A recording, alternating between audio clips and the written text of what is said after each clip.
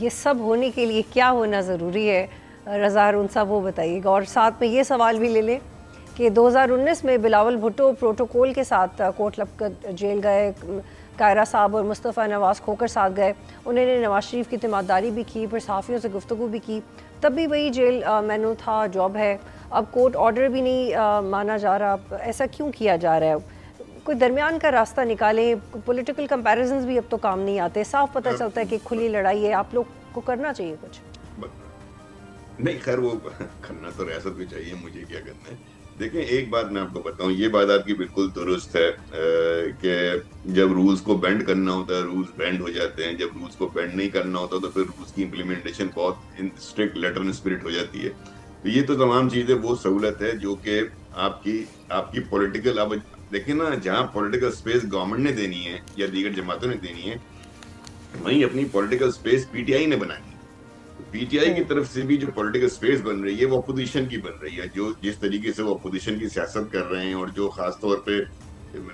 Repeat नहीं करना चाहूंगा, बहुत से प्रोग्राम में मैं कह चुका हूँ कि जो आपकी जो प्रोपेगेशन जो कैंपेन चल रही है ओवरसीज से या फिर यूट्यूबर चला रहे हैं, वो किसी तौर पे भी आपको पॉलिटिकल स्पेस बनाने नहीं दे रहे। शफी भाई बैठे हुए ये सिंसियर होंगे, शोएब आफरीदी तो रज़ा हारून साहब ये मुझे बताइएगा कि अब पाकिस्तान में वो फिजा नहीं रही कि वो जो रेगुलर नैरेटिव है कि आप एंटी एस्टैब्लिश बात करेंगे तो आपकी पॉलिटिकल स्पेस बन जाएगी, या ये सिर्फ पीटीआई रिलेटेड फैक्ट बन रहा है? नहीं वो देखिए ना, ठीक है, वो तो आपका एक नारा होता है ना, आपकी अपनी पार्टी की पॉलिसी होती है, लेकिन साथ आप पॉलिटिक्स भी करते हैं ना। आपने मिसाल दी बिलावल भुट्टो साहब की, मैं मिसाल दे देता हूँ बेनजीर साहबा की, नवाज शरीफ साहब की, कि जिस जमाने में उनके साथ इलेक्शन में मसाइल हो गए और 17, 18, 20 लोगों के साथ वो रह गए, उनकी बड़ी बड़ी मेजोरिटी खा ली गई, उसके बावजूद दोनों लीडरान जो है असेंबली में बैठे, उन्होंने कहा नहीं हम असेंबली में जरूर बैठेंगे, उन्होंने अपनी असेंबली में सियासत की। तो आप किसी तौर पे भी, मैं ये नहीं कह रहा कि पीटीआई अपनी एहतजाज की सियासत छोड़ दे, पीटीआई अपना नैरेटिव चेंज कर ले, लेकिन पीटीआई अपनी वो स्पेस तो ना लूज करे ना। कम या ज्यादा हो सकती है कि जी उनके ख्याल में इतने होने चाहिए थे,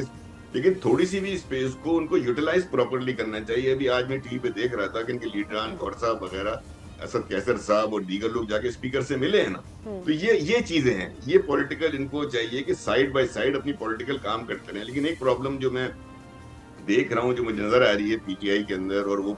उनको पीटीआई को खुद ही इसको सॉल्व करने की जरूरत है, कि पीटीआई के अंदर भी वो जो एक